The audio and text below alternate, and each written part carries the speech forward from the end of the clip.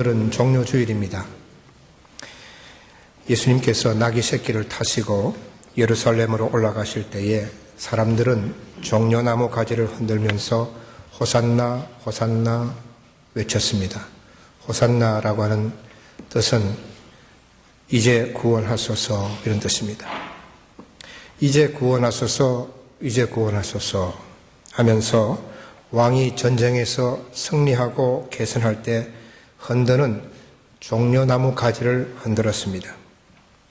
사람들은 예수님께서 곧 이스라엘을 로마의 압제로부터 해방시킬 구원자로서 정치적인 메시아로 생각을 했습니다. 그러나 예수님은 그들이 생각했던 정치적인 메시아가 아니었고 또 정권을 잡고 왕이 되어서 이스라엘을 새롭게 하실 분도 아니었습니다. 오히려 로마에 의해서 붙잡히고 십자가에 못 박히실 분이었습니다. 예수님께서 예루살렘에 입성할 때부터 예수님의 고난이 시작이 됩니다. 일요일에 예수님께서 예루살렘에 입성하셨고 월요일에는 성전에서 장사하는 자들을 내쫓으시며 성전을 깨끗하게 하셨습니다. 화요일에는 바리새인과 사두개인들과 세금과 부활에 대한 논쟁이 있었습니다. 그리고 세상 종말에는 어떠한 일이 일어날 것인가 하는 것을 사람들에게 말씀해 주셨습니다. 또 수요일에는 어떤 일이 있었는지는 성경에 기록이 나와 있지 않습니다. 목요일에는 제자들과 함께 마가다락방에서 만찬을 하시고 성찬식의 법을 제정하셨습니다. 그리고 목요일 저녁에 겟세마네로 가시게 된 것입니다. 겟세마네 동산은 감람산이라고 하는 큰 그 산에 있는 하나의 동산으로 그 뜻은 기름을 짜는 틀이다 이런 뜻입니다. 제자들 다 데리고 가셔서 베드로와 세베대의 두 아들 야고보와 요한을 제외한 나머지 제자들은 내가 기도할 동안에 너희는 여기 있으라, 여기 앉아 있으라 하시곤 베드로와 야고보와 요한을 데리고 가시면서 그들에게 주님의 그 마음의 상태를 솔직하게 이야기하셨습니다. 야, 내 마음이 심히 고민해서 죽게 되었으니 너희는 여기 머물러 나와 함께 깨어 있으라. 베드로와 그리고 세베대의 두 아들 야고보와 요한에게 예수님의 그 마음에 있는 것을 드러내신 것이죠. 내 마음이 매우 고민해서 정말 죽을 지경이다. 얼마나 힘드셨으면 예수님께서 이렇게 말씀하셨을까요? 십자가의 죽음을 앞두고 예수님의 그 인간적인 약함을 그대로 드러내신 것입니다. 제자들이 3년 동안 예수님을 따라다녔지만 이렇게 고민하시면서 죽게 되었다고 힘들고 고통스러워 하시는 것을 아마 그들은 처음 보았을 것입니다. 제자들은 무척 당황스러웠고 또 놀라는 표정으로 예수님을 보았습니다. 이어서 말씀하시기를 너희는 여기 머물러 나와 함께 깨어 있으라. 그리고 제자들과 조금 떨어져서 얼굴을 땅에 대시고 엎드려서 기도하기 시작하셨습니다. 내 아버지여 할만하시거든 이 잔을 내게서 지나가게 하옵소서. 여러분, 이게 무슨 말씀입니까? 이 세상에 예수님께서 오신 목적은 십자가를 지기 위해서 오셨는데 이제 십자가를 피하게 해달라고 그렇게 하나님께 기도하고 있는 것이죠. 여러분, 십자가는 끔찍한 형틀입니다. 손과 발에 못이 박힌 채로 매달려 있습니다. 죽을 때까지 매달려 있는 것입니다. 몸에 있는 모든 물기를 다 빼버리고 말라서 죽는 것이 십자가의 형틀입니다. 너무나 고통스러운, 어떻게 보면 상상할 수 없을 만큼 고통이 있는 십자가를 지셔야 합니다. 그런데 예수님께서 십자가에 달려서 죽으시는 이 육체적인 그 고통 때문에 하나님께 십자가를 피하게 해달라고 하셨을까요? 십자가는 실제적으로 육체적으로 큰 고통이면서 그 십자가는 죄가 조금도 없으신 분이 모든 인류의 죄를 다 짊어지시고 죄인으로서 죽는 형틀이기 때문에 어찌 보면 더욱 그것을 피하고 싶으셨던 것입니다. 그리고 십자가는 자신이 죄인이 되어서 죽어가는 곳이기도 하면서 하나님으로부터 완전히 버림을 당하는 현장이기도 하였기에 그 엄청난 고통을 피하고 싶으셨던 것입니다. 그러나 예수님은 자신의 마음을 솔직히 드러내시면서 끝까지 하나님의 뜻이 이루어지도록 순종하겠다고 말씀하셨습니다. 나의 원대로 마옵시고 아버지의 원대로 하옵소서.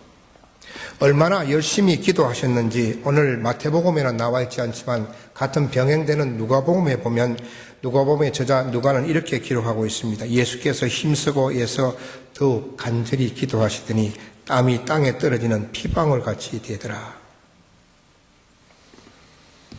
여러분, 이스라엘은 사막 기후이기 때문에 낮에는 덥고 밤에는 춥습니다.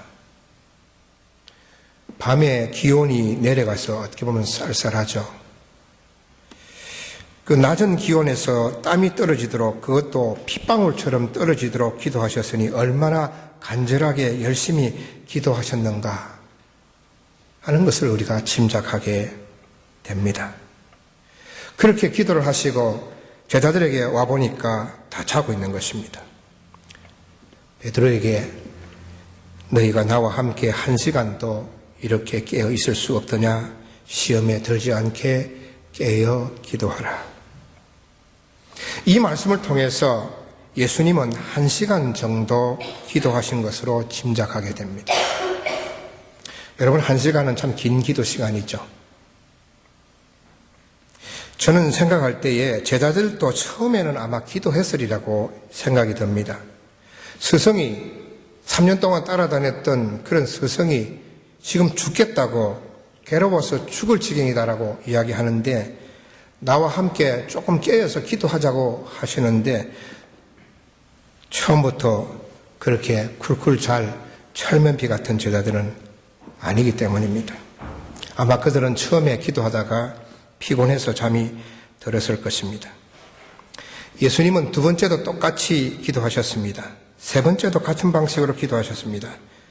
그리고 제자들에게는 더 이상 권하지 않으시고 이제는 자고 쉬라. 때가 가까이 왔으니 인자가 죄인의 손에 팔리느니라. 일어나 함께 가자. 보라, 나를 파는 자가 가까이 왔느니라. 여러분, 오늘 이 말씀 가운데서 예수님은 내가 죽게 되었다고 그렇게 고통스럽게 말씀하셨는데 왜 제자들은 깨어있지 못하고 잠자고 말았을까요? 몇 가지 이유를 생각해 볼 수 있습니다. 첫째는 육체적으로 피곤하였던 것입니다. 성경을 보면 낮에 이 제자들이 예수님과 늘 함께 있었고 해지고 나서 마가다락방에서 예수님과 만찬을 했고 또 세족식을 했습니다. 그리고 요한복음에 보면 쭉 예수님의 긴 설교가 나옵니다. 오랫동안 예수님의 말씀을 들은 것이죠. 그랬더니 이들이 얼마나 피곤했겠습니까? 낮에는 일하고 또 만찬도 하고 그다음에 세족식도 하고 또 설교도 그냥 30분만 듣는 게 아니고 2시간, 3시간씩 들은 것이죠. 힘들죠. 그리고 나서 늦은 밤에 겟세마네로 온 것이죠. 그러니 얼마나 육체적으로 피곤했겠느냐 하는 것입니다. 이해가 됩니다. 두 번째로 제자들이 잠자게 된 것은 예수님께서 수차례 십자가의 죽음에 대해서 제자들에게 말씀하셨지만 제자들은 그것을 심각하게 받아들이지 않은 듯합니다. 설마 이런 일이 일어날까 하는 생각을 했던 것입니다. 그러니까 상황에 예수님께서 계속 나는 십자가에 죽을 것이다 라고 하는 그런 이야기를 하셨지만 설마 십자가라고 하는 것은 그것은 정말 끔찍한 죄악을 지은 죄수들만이 하는 형틀인데 어떻게 예수님이 십자가를 지실 수 있을까라고 하는 그런 생각을 안이한 생각, 심각하게 받아들이지 않았다 하는 생각을 하게 됩니다. 세 번째로는 예수님께서는 겟세마네에서 3번 기도하셨는데 1시간씩 3번 기도하신 것이죠. 제자들은 그들 스스로 자기 자신의 한계를 정했는지 모릅니다. 예수님은 그래도 예수님이시니까 1시간 기도하시면 우리는 좀 더 짧게 해도 될 것이라는 자신의 한계를 정한 것입니다. 그리고 짧게 기도하고 나머지 시간은 잠을 청하지 않았나 그런 짐작을 하게 됩니다. 지난 월요일부터 특별 새벽 기도회를 시작하면서 한 주간 동안 기도에 대해서 설교를 했습니다. 6일 동안 기도에 대한 본문을 정해서 설교를 했습니다. 기도가 얼마나 중요한가 하는 것을 저도 알고 여러분도 알기 때문입니다. 그런데 우리는 기도가 중요한 것을 아는 만큼 거기에 상응하는 기도 생활을 하고 있는가 하는 질문입니다. 여러분 기도 생활을 어떻게 하고 계십니까? 지금 여러분 기도를 어떻게 하고 있습니까? 하나님과의 대화가 정말 중요한가 하는 것을 알고 있으면서 나는 하루에 몇 번 주님을 만나는가 하는 것입니다. 저는 지난 주간 신방을 하면서 가정의 자녀들과 함께 예배를 드리면서 아이들에게 너희들 기도 생활을 어떻게 하고 있는가 물었습니다. 그랬더니 자기 전에 기도한다고 그러더라고요. 잘하는 거죠. 자기 전에 기도하지 않는 사람도 있는데 자기 전에 기도한다고 그러더라고요. 그래서 그러면 앞으로는 아침에도 일어나서 기도해라. 하루를 시작하기 전에 하나님 오늘 하루도 주님의 영광을 위해서 살게 하시고 또 주님이 인도하시는 오늘 하루가 되게 해 주십시오. 그리고 너 자신만을 위해서 기도하지 않고 부모님과 그리고 이웃과 교회를 위해서 기도하라고 그렇게 일러주었습니다. 여러분, 우리 자녀들이 기도하는 자녀가 된다고 한다면 저는 확신합니다. 하나님께서 그들을 귀히 쓰실 것입니다. 여러분, 우리가 혹 기도하지 않고 있다고 한다면 첫 번째로 우리 일에 너무 바빠서 피곤한 것은 아닙니까? 너무 바빠서 기도할 시간이 없습니다. 여러분 하시는 일에 바빠야 됩니다. 바쁘게 일을 하셔야 됩니다. 부지런히 일을 하셔야 되죠. 그러나 바쁘면서 제일 먼저 해야 할 일이 무엇인가 하는 것을 우리는 늘 생각해야 합니다.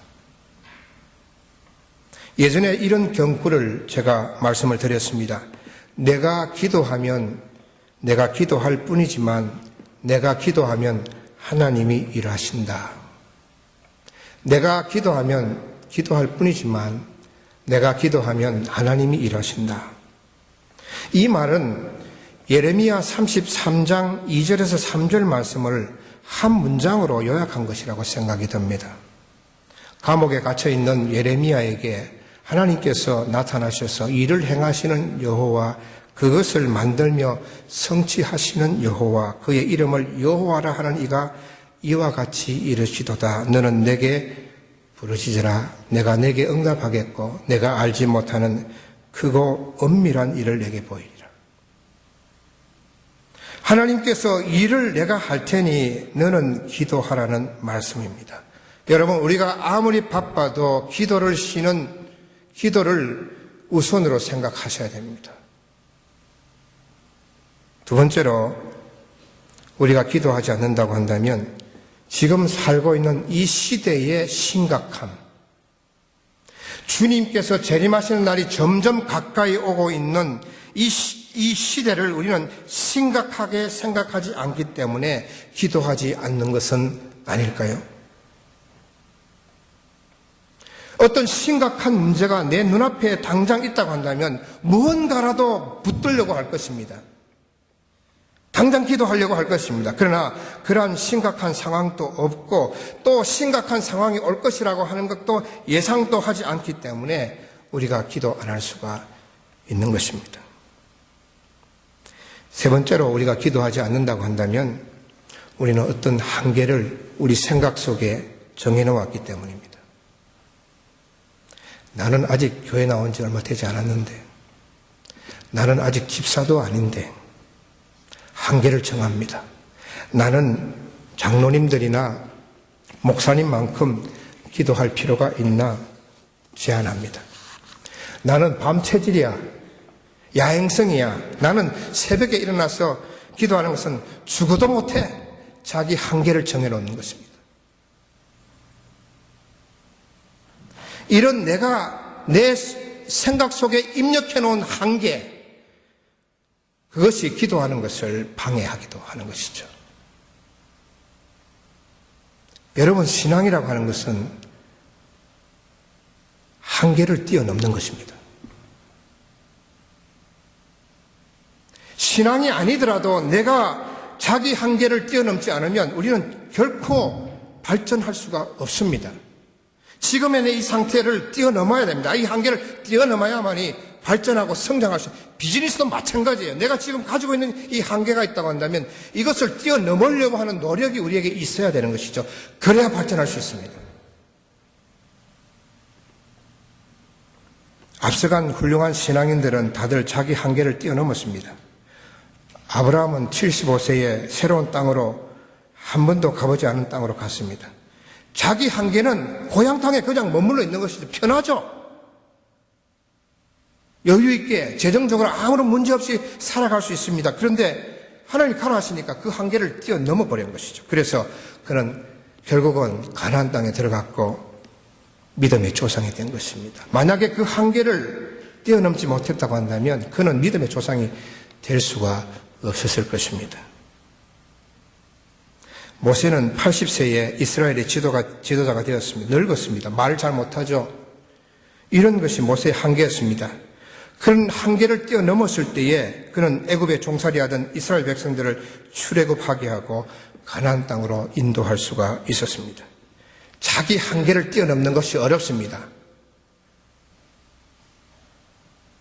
얼마나 어려운지 몰라요. 어렵습니다. 그 한계를 뛰어넘기 위해서는 고통을 감수해야 됩니다. 그러나 한계를 넘어서야 발전이 있고 신앙의 성장이 있다 하는 것입니다. 사랑하는 여러분 모두는 내 머릿속에 입력되어 있는 그 한계를 뛰어넘으시길 바랍니다. 뛰어넘어서는 기도의 사람이 되시기를 축원합니다. 여러분, 기도하지 않으면 어떻게 될까요? 첫째로는 시험에 듭니다. 예수님께서 자고 있는 제자들에게 시험에 들지 않게 깨어 기도하라 하셨습니다. 기도하지 않으면 반드시 시험에 들게 되어 있습니다. 여러분, 시험이 오는 것과 시험에 드는 것은 다릅니다. 누구나 다 시험이 찾아옵니다. 그러나 다 시험에 드는 것은 아닙니다. 누구나 다 감기 바이러스가 다 들어옵니다. 몸에 들어옵니다. 그렇지만 다 감기에 걸리는 것은 아닙니다. 약한 사람, 더 약한 사람만 감기에 걸리는 것이죠. 감기 바이러스가 들어와도 몸이 건강하면 그냥 지나가 버리죠. 모든 신앙인에게 시험이 찾아옵니다. 그러나 시험에 드는 사람이 있고 시험에 안 드는 사람이 있습니다. 기도하지 않는 사람은 시험에 들고 기도하는 사람은 시험에 들지 않습니다. 여러분, 기도라고 하는 것은 우리를 강하게 합니다. 우리의 마음을 담대하게 합니다. 권투 선수들 여러분 잘 치고 잘 맞아도 끄떡없으면 이기죠. 잘 치기만 하면 안 됩니다. 잘 치다가도 한 대 맞고 그냥 팩딱 넘어가면 KO 해버립니다. 잘 치지만 맷집도 좋아야 하는 것이죠. 웬만큼 맞아도 잘 견디는 것입니다. 기도하면 우리의 영적인 맷집이 좋아집니다. 그래서 맷집이 좋아서 웬만한 것 두들겨 맞아도 그냥 견디는 거예요. 이기는 거예요. 웬만한 이야기 들어도 그냥 튕겨나가는 것이죠. 괜찮습니다. 그러나 마음이 약하면 농담으로 한 이야기인데도 마음 깊이 새겨집니다. 농담을 했는데 상처받았구만요. 시험에 드는 것입니다. 기도하지 않으면 맷집이 약해지는 것이죠. 그래서 시험에 드는 것입니다. 두 번째로, 기도하지 않으면 우리의 믿음이 약해집니다. 여러분, 사실 오늘 이 땅에 정말 하나님을 믿고 사는 것이 쉽습니까? 쉽지 않습니다. 하나님을 믿기보다는요, 우리가 일주일 동안 한번 여러분 삶을 한번 생각해 보세요. 자신을 믿고 세상에 있는 돈과 권력을, 사람을 더 믿고 신뢰하고 사는 것이 솔직히 말해서 우리의 현실입니다.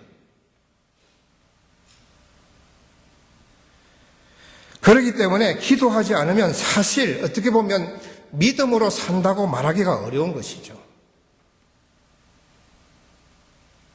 여러분, 믿음이 좋고 믿음이 안 좋고는 종이 한 장 차이, 아주 종이 한 장 차이입니다. 그렇기 때문에 늘 기도함으로 믿음을 강화해야 하는 것입니다.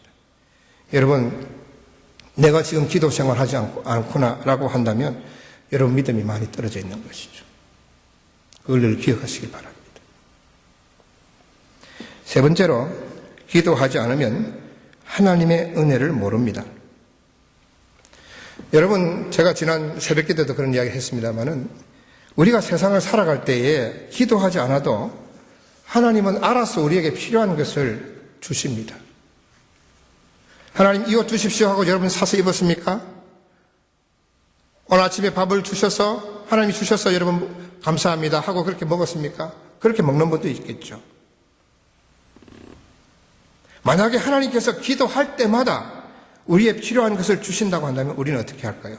밥 한 끼 먹는 것, 기도해야만 먹을 수 있고, 우리의 직장 생활도 오늘 기도하지 않으면 내일 빠야 되고, 극단적으로 이렇게 한번 생각해 보십시오. 우리 숨쉬는 공기도 만약에 기도하지 않으면 내일 공기가 다 사라져 버립니다. 그러면 우리 죽죠. 그렇게 생각한다고 한다면 우리는 기도를 어떻게 해야 되겠습니까? 목숨 걸고 해야죠. 목숨 걸고. 밥이 안 생기는데 기도하지 않으면, 기도하지 않으면 공기가 없어지는데, 예. 그러나 하나님은 그렇게 하지 않으시고 기도하지 않아도 웬만한 것은 다 주십니다. 그렇지 않아요? 여러분 일일이 다 기도해서 받은 겁니까? 여러분 한번 생각해 보세요. 내가 10가지 기도했으면 100가지를 하나님 주셨어요. 그런데 기도하지 않으면 절대로 받을 수 없는 것이 있습니다. 그것이 은혜입니다. 그것이 하나님의 은혜입니다. 기도하고선 하나님께서 응답해 주시면 하나님의 은혜임을 깨닫습니다. 그러나 기도하지 않고 받으면 그것이 우연히 일어난 걸로 생각합니다. 내가 열심히 해서, 내가 잘해서 얻은 것으로 생각합니다. 하나님의 은혜를 생각하지 않습니다. 기도하는 사람은 다음날 아침에 일어나서 하나님, 제가 오늘 또 살아있군요. 생명을 주셨군요. 하나님 감사합니다. 하나님의 은혜임을 압니다. 먹고 입고 하는 모든 것을 하나님의 은혜로 여기는 것입니다. 자녀들이 잘 자라는 것, 비즈니스가 쉽진 않지만 그래도 유지하게 하는 것 다 하나님의 은혜로 여기는 것입니다.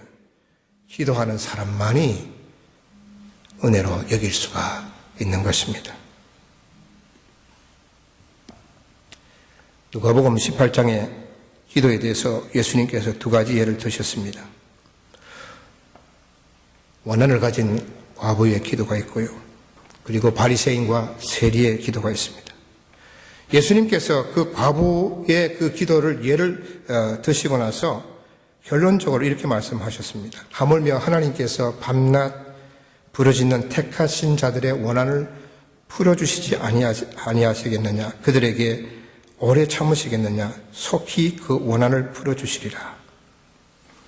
그렇게 하고 끝나지 않고요. 그 다음 문장이 또 한 절 이어집니다. 그러나 인자가 올 때에 세상에서 믿음을 보겠느냐. 어떻게 보면 원한을 풀어주시겠다 해놓고 인자가 세상에 올 때는 믿음을 보겠느냐. 그 연결이 사실 잘 안 되는 문장 같아요. 그런데 예수님께서 하셨단 말이죠. 인자가 세상에 올 때에 세상에서 믿음을 보겠느냐. 이 말씀은 주님 오실 때가 가까이 오면 믿음을 지키면서 기도할 사람이 얼마나 되겠느냐는 말씀입니다. 주님의 말씀에 따르면 앞으로 믿음을 가지고 기도하는 사람이 점점 세월이 갈수록 주님 오실 때가 가까이 올수록 점점 줄어들 것이라는 말씀입니다.